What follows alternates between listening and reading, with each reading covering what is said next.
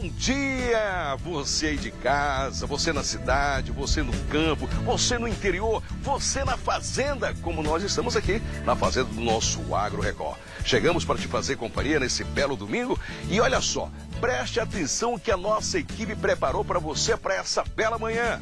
Vai vendo! Embrapa lança 2 novas cultivares de feijão de metro no Pará. A previsão é que o país produza mais de 322 milhões de toneladas de grãos na safra 2024-2025. Isso é que é delícia da roça, queijos premiados. Esse mais amarelado, do tipo coalho, ganhou medalha de ouro no primeiro concurso distrital de queijos no mês de setembro. Veja o que aconteceu na Conferência Internacional Amazônia e Novas Economias. Viu só? Como o nosso programa está maravilhoso para esse belo domingo? Pois é, eu sou Barriere Ramon, seu amigo do campo. Chegamos, hein? O nosso Agro Record desse domingo. Fique com a gente, estamos no ar.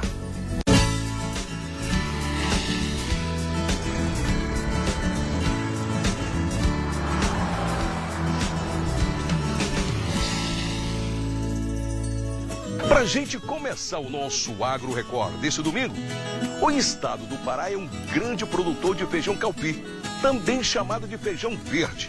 Agora a Embrapa lançou 2 novas variedades dessa espécie. A repórter Adriele Brito conta melhor pra gente. Cores diferenciadas, maior qualidade de vagens e alta produtividade. Esses são os diferenciais das 2 novas cultivares de feijão calpi do tipo feijão de metro, lançadas pela Embrapa Amazônia Oriental. A BRS Lauré, de cor roxa avermelhada, e a BRS Raíra, de cor verde oliva, foram desenvolvidas para o plantio em regiões de clima quente, mais especificamente para o estado do Pará. Atualmente, o feijão de metro é cultivado durante todo o ano no estado.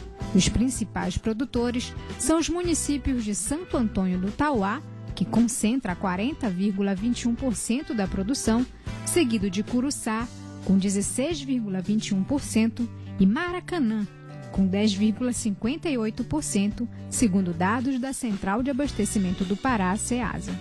Os cultivares de feijão de metros, eles são voltados para a agricultura familiar. Por quê? Porque ele é um cultivo na forma de hortaliça. E normalmente os produtores de hortaliça, na sua grande maioria, são pequenos, no máximo médio produtores. Você tem aqui como vantagens a alta produtividade por área, poder utilizar uma mesma espaldeira que é utilizada para outras culturas, e você tem uma colheita que pode ser praticada até de forma diária ou a cada 2 dias durante um bom intervalo de tempo, mantendo uma renda para o produtor, né?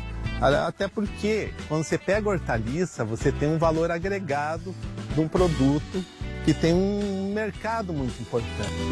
As 2 novas variedades apresentadas pela Embrapa são plantas ajustadas ao cultivo em tutores e demonstraram um desempenho produtivo superior ao das variedades em uso atualmente, tanto em períodos secos quanto chuvosos.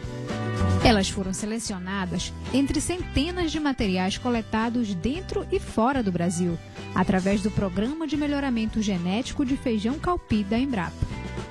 Os ciclos de cultivo e seleção foram realizados entre os anos de 2016 e 2018, nos municípios de Belém e Terra Alta, e foram consideradas a produtividade, qualidade comercial das vagens e resistência a pragas.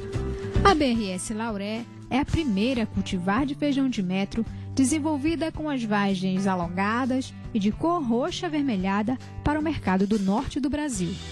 Nos testes em campo, a média de produtividade da BRS Lauré foi de 11,6 toneladas de vagem fresca por hectare, enquanto a média dos materiais utilizados atualmente no campo foi de 7,6 toneladas por hectare a cultivar comercial e de 8,6 toneladas por hectare, uma variedade crioula bastante cultivada na região.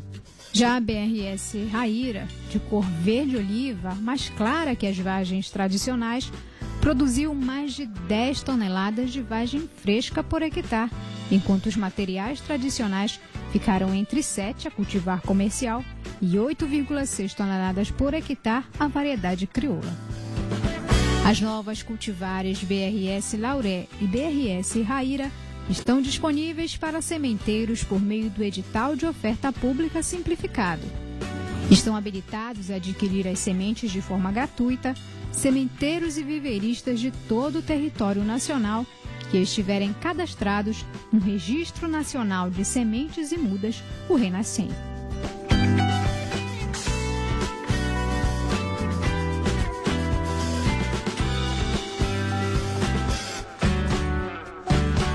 Está de parabéns a todos vocês da Embrapa. Sabemos que o estado do Pará tem esse crescimento há bastante tempo, né, do feijão verde. Agora, com 2 espécies, fica bem melhor para os agricultores do estado do Pará. Parabéns, os agricultores e também vocês da Embrapa. Você sabia? O levantamento da Companhia Nacional de Abastecimento prevê que a produção de grãos no Brasil vai ter um crescimento recorde de safra nos anos 2024 e 2025. A reportagem é de Narla Guiar. Vamos ver. A previsão é que o país produza mais de 322 milhões de toneladas de grãos na safra 2024-2025. Se confirmado, o resultado representa um aumento de mais de 24 milhões de toneladas na comparação com a safra anterior. A área plantada deve crescer 1,9%, passando de 81 milhões de hectares nesta safra. Quase 9% de crescimento, isso dá um atendimento integral às necessidades do mercado interno, das exportações, muito saudável para manter nosso sistema econômico em funcionamento. O brasileiro deve ter mais oferta de arroz no ano que vem, segundo a previsão da Conab. O destaque será para a produção do grão, que deve ter um aumento perto dos 10% na área de plantio e de quase 14% na produção. Com isso, a estimativa é que o Brasil volte ao patamar das maiores safras de arroz da história. Esse primeiro levantamento indica que nós voltaremos às grandes safras do arroz, aos patamares históricos lá de 14, 16, que para o nosso país também é muito importante, especialmente para os nossos consumidores. O feijão deve ter alta de 2,3% no plantio. No caso da soja, a estimativa é que os produtores destinem uma área 2,8% maior, quando comparada com a da temporada passada. Já para o milho, a expectativa é de manutenção de área, visto a baixa rentabilidade da cultura nas últimas safras, e também uma recuperação de produtividade, visto que o Centro-Oeste foi severamente impactado durante a segunda safra, na safra passada. Essa notícia é extraordinária, não só para o campo agrícola brasileiro, mas também para a nossa economia, é importante também para países que dependem da nossa produção e que têm essa expectativa.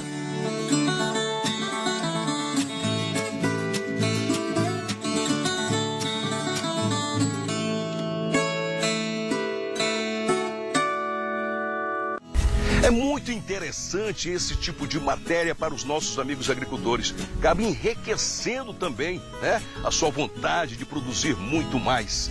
Vamos rapidinho para o intervalo comercial. Tá quente demais hoje, hein? Aqui na fazenda tá escaldante. É o tempo que você toma uma água também. O nosso Agro Record desse domingo, por favor, não sai daí. Voltamos já.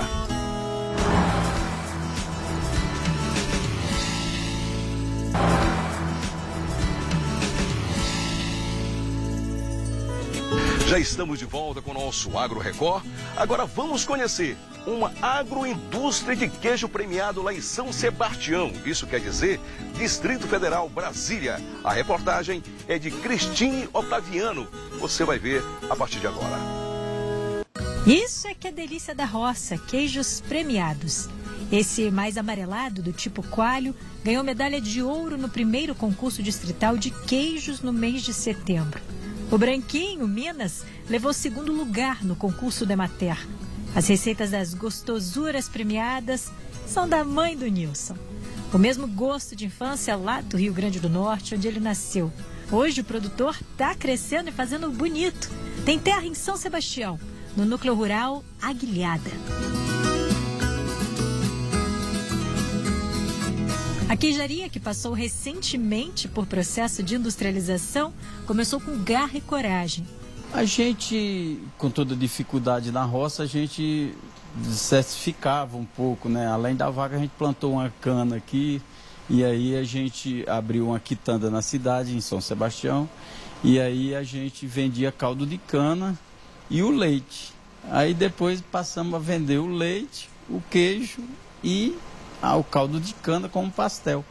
E aí a gente conseguiu levantar recursos e foi melhorando, aí fui comprando mais outra vaquinha, fui arrumando as instalações e fomos crescendo, graças a Deus. Estamos aí no caminho. Eram tempos difíceis e a primeira vaca foi emprestada. Uma ajuda e socorro de um vizinho. A gente teve muitas dificuldades financeiras e aí me obrigou a tirar leite para vender, que eu lembrei que minha mãe, lá no Nordeste, nós tinha uma rendinha com leite, né? E a vaquinha era emprestada, inclusive? Aqui, quando eu comecei com uma vaca emprestada. 10 litros de leite por dia? 10 litros. Quando eu tirei os 10 litros de leite, para mim foi uma glória, foi muita felicidade. Mas foi muito bom, foi uma experiência maravilhosa e que de lá para cá a gente só colheu frutos. Bom, e estamos colhendo agora as sementes que nós plantamos, não é verdade? As vacas do Nilson produzem em média 16 litros cada uma por dia. O segredo da produtividade crescente está na alimentação. Com orientação de técnicos da matéria do Senar, Serviço Nacional de Aprendizagem Rural, o Nilson mudou o tipo de capim plantado e a alimentação do gado. O resultado tem sido muito positivo. O lance do capim foi quando o Senar apareceu, que para mim foi um pulo do gato, como diz o outro, de me apresentar através do Marco Aurélio, que era que me dava assistência do Senar, e me incentivou a plantar o capiaçu. Até então eu não conhecia a ideia do capiaçu. Já tinha visto pela internet o pessoal falando muito do capiaçu e tudo, e o Marco Aurélio me incentivou muito, me arrumou umas mudas, formamos um banco de mudas, e aí eu fiz as capineiras e graças a Deus hoje eu faço o volumoso das minhas vacas, me ajuda na questão da silagem, que, não, né, que a gente dá ração a ração para tirar o leite, né, no caso concentrado, e aí precisa do volumoso. Então a gente juntou as duas coisas, fez o balanceamento da coisa e hoje eu produzo bem, graças a Deus, com o capiaçu, com as minhas vacas. A cana realmente mas a cana demora demais. A cana, para produzir você só dá um corte um ano, né? O capiaçu você consegue dar 3, 4 cortes durante o ano. Então é totalmente diferente. Mas a cana também é boa. Eu ainda continuo com o meu canavial, está um pouco meio abandonado, mas esse ano eu vou dar uma ajustada nele de novo. Porque foi para onde começou, né? Por onde começou. O Nilson conta um pouco mais da caminhada. Já são quase 10 anos na lida com gado de leite. Tudo construído com esforço e dedicação. Aqui é feita a ordenha. E esse é o equipamento aqui que faz a ordenha nesse local aqui, que é um dos projetos mais legais do início daqui da sua propriedade, onde começou tudo aqui no sítio. Aqui a gente acopla na teta da vaca, mas isso aqui também é uma estrutura que foi desenhada por vocês. Me conta um pouquinho, isso aqui é como eram as fazendas de antigamente. Com certeza, na realidade a gente tirava o leite aqui na mão, como você tem conhecimento, né? Aí a gente, como diz, a coisa foi melhorando, a gente precisou de uma estrutura melhor, até para poder dar qualidade ao produto. Aí só conta pra gente, isso aqui é o quê? O que a gente faz com essa estrutura de madeira aqui? Essa estrutura aqui é conhecida como canzil, certo? Mostra pra gente. Essa estrutura aqui, no caso, entra 4 vacas, aí a gente, como meu conjunto de ordenha são de 2, aí a gente prepara 2, no caso 2, e fica tirando de 2. Enquanto está tirando de 2, a gente está preparando as outras 2. Aí entra mais 2, sai 2 e entra 2, sai 2 e entra 2. Sempre nesse movimento. Mas e o queijo?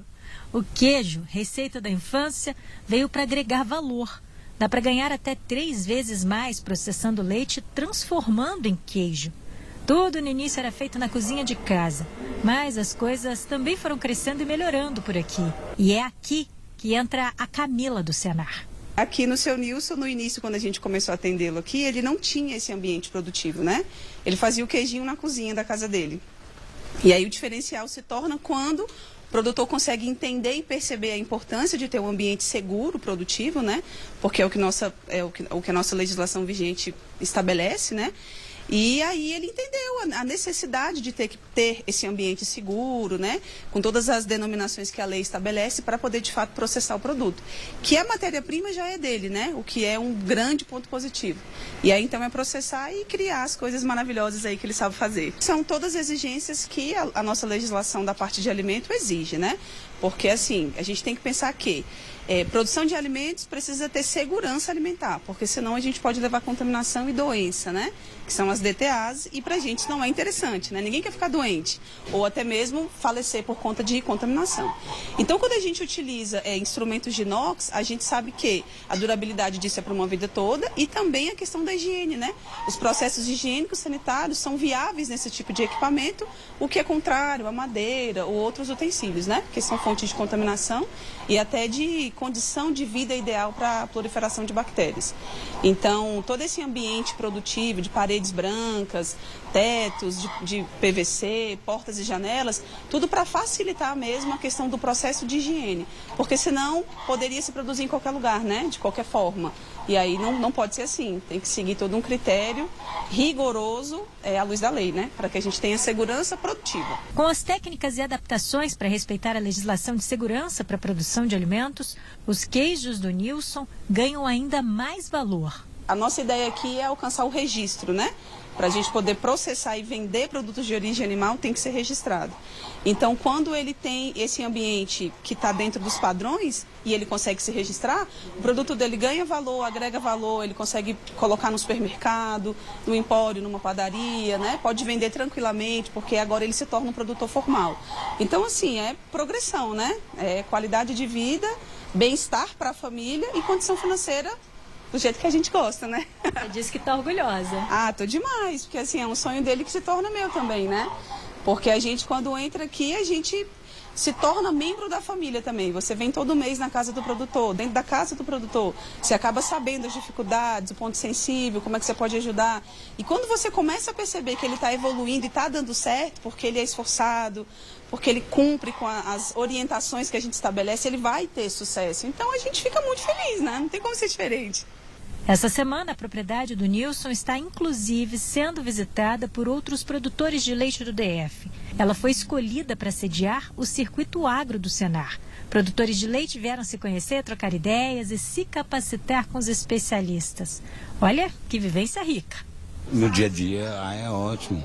Você aprende muita coisa, você aprende a ter higiene, você vai ter aprender a tratar o animal com mais delicadeza, porque ele se sente nervoso. Se você estiver nervoso, o próprio animal vai estar ingerindo aquele nervosismo, certo? Então, para você ter um bom lucro no leite, você tem que ter amor com os bichos, com os animais. E é o que eu faço, é o que eu tenho, é o que eu amo fazer.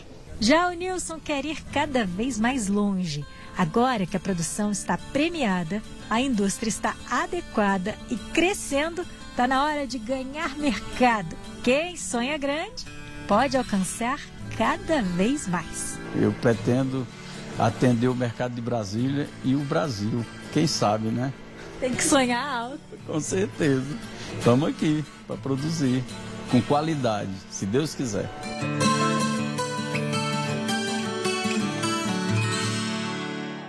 Quando a gente vê tanto queijo assim, a gente sente água na boca, né?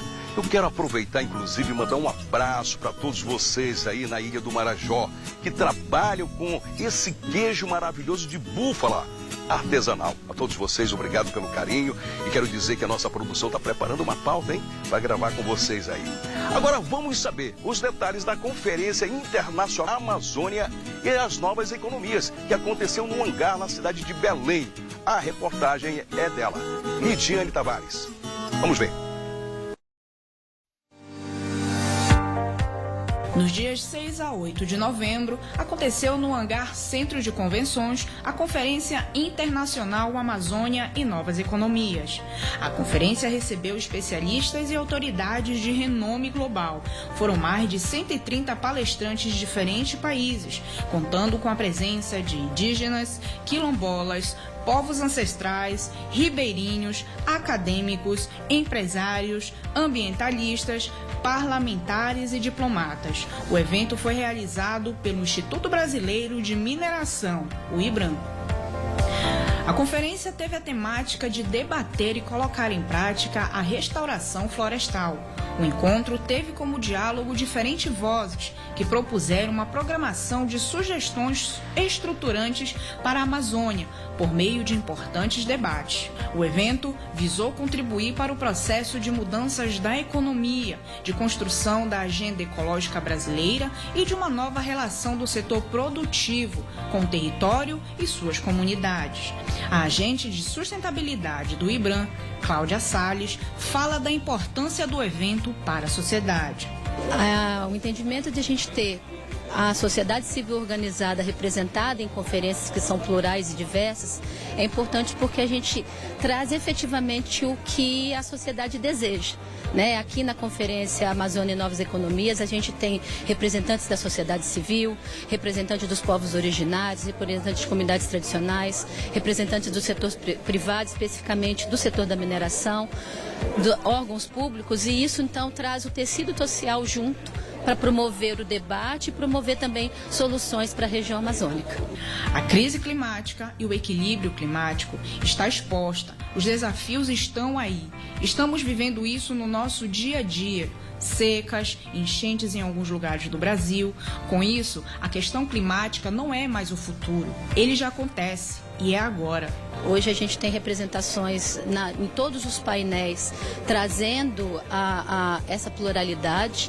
Ele foi construído na lógica dessa pluralidade que também é a região amazônica, pensando os novos negócios, pensando a própria mineração, pensando os negócios da sociobiodiversidade, a questão climática, temas nacionais como defesa e soberania.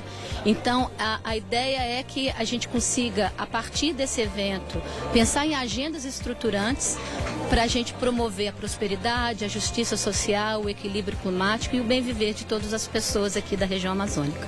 A Conferência Internacional Amazônia e Novas Economias trouxe uma pauta extremamente importante para o momento delicado em que a Amazônia se encontra, a de crise climática.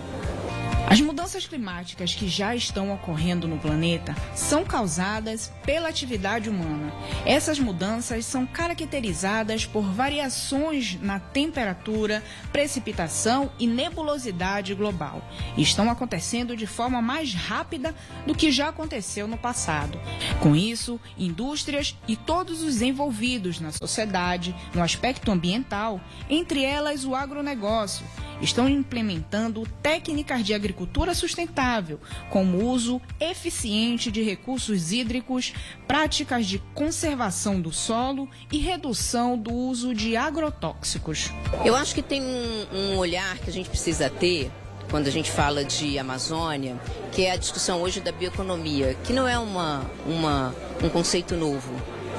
A bioeconomia é um conceito que só vai mudando, Quando a gente falava lá de negócios sustentáveis, quando a gente falava de economia verde, hoje a gente está falando de bioeconomia. Mas a gente tem que pensar a bioeconomia não numa perspectiva pequena, A gente tem que pensar a bioeconomia de como é que a gente desenvolve cadeias produtivas que têm um impacto grande e concorre com a economia tradicional, mas que são pautadas em impactos sociais e ambientais positivos. Então, quando a gente olha essas cadeias, a gente tem que pensar como que a gente envolve a comunidade, como que a gente envolve os povos indígenas, como que a gente envolve as comunidades tradicionais, entendendo esse saber ancestral, trabalhar isso com o conhecimento científico, com a tecnologia, com a inovação, para que a gente tenha cadeias sustentáveis e que a gente consiga, de fato, achar soluções baseadas na natureza para nos ajudar a passar por essa fase tão difícil, por essa crise climática.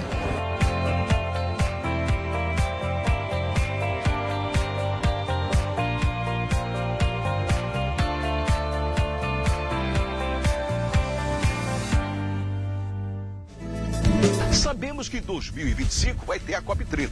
E esse tipo de matéria o nosso Agro Record vai te mostrar sempre. Eu quero fazer um agradecimento a você por essa grande audiência. De verdade, em meu nome e em nome da minha equipe, que dia e noite, noite e dia, trabalha durante toda a semana para te entregar o melhor a partir das 10h30 da manhã, a força do agro.